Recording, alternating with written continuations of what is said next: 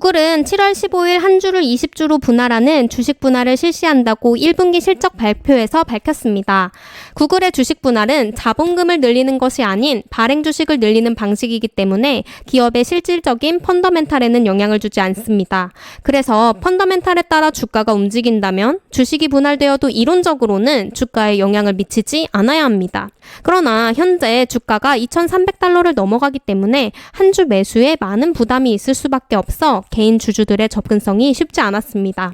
이번 주식 분할을 통해서 유동성이 증가할 수 있어 주가 상승의 모멘텀으로 작용될 수 있습니다. 미국 투자은행 뱅크 오브 아메리카에 따르면 1980년 이후 S&P 500 지수에 포함된 기업은 주식 분할을 발표한 이후 3개월, 6개월, 12개월의 수익률이 시장 평균을 크게 뛰어넘었다고 밝혔습니다. 주식 분할 발표 3개월 후 S&P 500 지수는 평균 2.1% 올랐으나 주식 분할을 발표한 기업은 평균 7.8% 상승하였습니다. 6개월 후에는 S&P 500 지수가 4.4%, 주식 분할 기업이 13.9%, 12개월 후에는 S&P 500 지수가 9.1%, 주식 분할 기업이 25.4% 올랐다고 합니다. 뱅크 오브 아메리카의 투자 전략가는 주식 분할은 경영진이 좀 더 주주 친화적이 되고 있다는 점을 시사한다고 말했습니다.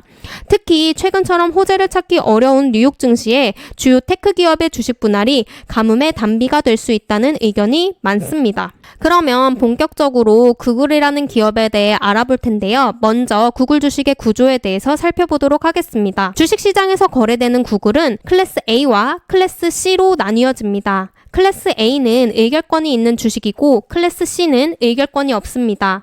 그러니까 클래스 A는 보통주이고 클래스 C는 우선주라고 볼 수 있습니다. 본래 우선주는 보통주보다 배당을 많이 주는데요. 구글은 배당을 주는 기업이 아니기 때문에 둘 사이의 차이는 거의 없다고 볼 수 있습니다. 왜냐하면 클래스 A가 의결권을 가지고 있다고는 하지만 한 주당 10개의 의결권을 갖고 있는 클래스 B를 창업자가 많이 보유하고 있기 때문에 클래스 A의 의결권은 미미하다고 볼 수 있습니다. 이번 주식 분할에서는 알파벳 A와 알파벳 C가 모두 20대 1로 주식 분할이 됩니다. 다음으로는 구글의 상품 부문별 매출 비중에 대해서 알아볼 텐데요. 구글은 글로벌 1위 광고 기업으로 구글 서비스, 구글 클라우드, 기타 투자 사업 부문으로 구분됩니다. 구글 서비스 산업 부문은 검색 광고와 비디오 광고를 제공해 수익을 제공합니다. 다음으로는 구글에 대한 투자 의견을 살펴보도록 하겠습니다. 최근 3개월간 알파벳에 대한 투자 의견을 제시한 증권사는 42곳으로 매수 비율은 96%이며 평균 목표 주가는 3,140.8달러입니다. 현재 알파벳 A의 금요일 종가가 2,387.07달러인 것을 보았을 때 목표가와 비교하면 32%의 상승 여력이 있습니다. 다음으로 구글의 투자 포인트를 살펴보겠습니다. 첫째, 쇼츠 수익화로 인해 발생할 유튜브의 성장률 증가입니다. 지난 1분기 실적 발표에서 유튜브의 매출 성장 둔화로 인해 주가가 약세를 보여왔는데요. 하반기부터는 이러한 우려 요인이 해소될 것으로 보여지고 있습니다. 시기가 정해지지는 않았으나 쇼츠에도 광고를 게재하기 위한 준비를 하고 있습니다. 유튜브 쇼츠에 수익화가 도입되면 유튜브의 성장률은 재차 반등할 것으로 예상되고 있기 때문입니다. 둘째, 클라우드 부문의 성장입니다. 2019년부터 구글은 클라우드를 주요 사업 부문으로 구분하여 발표하였습니다. 2021년 매출 비중은 7.5%이지만 2024년까지 연평균 32.5%로 상승할 것으로 전망되고 있습니다. 현재 점유율을 늘리기 위한 정책으로 영업 적자를 보이고는 있지만 영업이익률도 개선되는 추세이며 영업이익의 전환은 2024년으로 예상됩니다. 셋째, 현재 구글은 밸류에이션 매력이 있습니다. 2022년 매출액은 전년 동기 대비 15.5% 성장할 것으로 전망됩니다. 실적이 성장되고 있고 주가 조정으로 인해 알파벳의 밸류에이션 부담이 낮아진 상황입니다.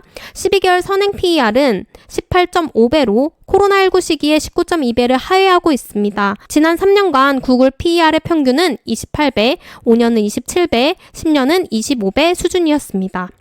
넷째, 구글은 검색엔진에서 혜자를 가지고 있는 기업입니다. 구글의 검색엔진 점유율은 지난 10년간 90%를 상회하고 있습니다.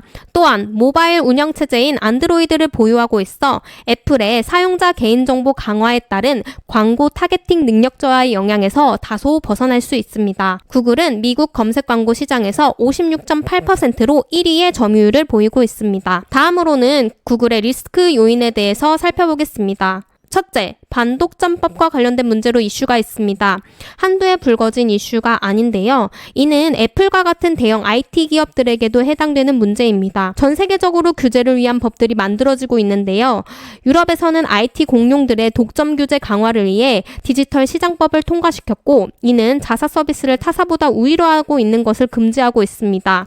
이 법에 따라 최대 10%의 과징금을 받을 수 있다는 점에서 문제가 될 수 있습니다. 구글은 또한 미국에서도 반독점 위반 소송을 벌이고 있습니다. 이러한 미국의 반독점 위반 소송을 피하고자 구글 광고 사업 일부를 분사하여 별도의 자회사를 두겠다는 방안을 제안한 상태입니다. 둘째, 미국의 경기도나 우려로 단기적으로 광고 시장이 부진할 가능성이 있습니다.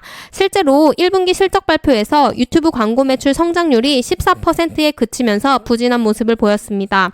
러시아 우크라이나 전쟁으로 유럽의 광고가 축소된 것도 문제입니다. 구글은 2004년 상장 이후 연평균 19.5%의 주가가 상승해온 회사입니다. MDD, 즉 최대 낙폭은 마이너스 58%이고요. 이렇게 성장하는 우량주도 주가가 영향을 받을 때는 60%까지도 빠질 수 있음을 알고 있어야 합니다. 이 MDD는 2008년 금융위기에 발생한 MDD입니다.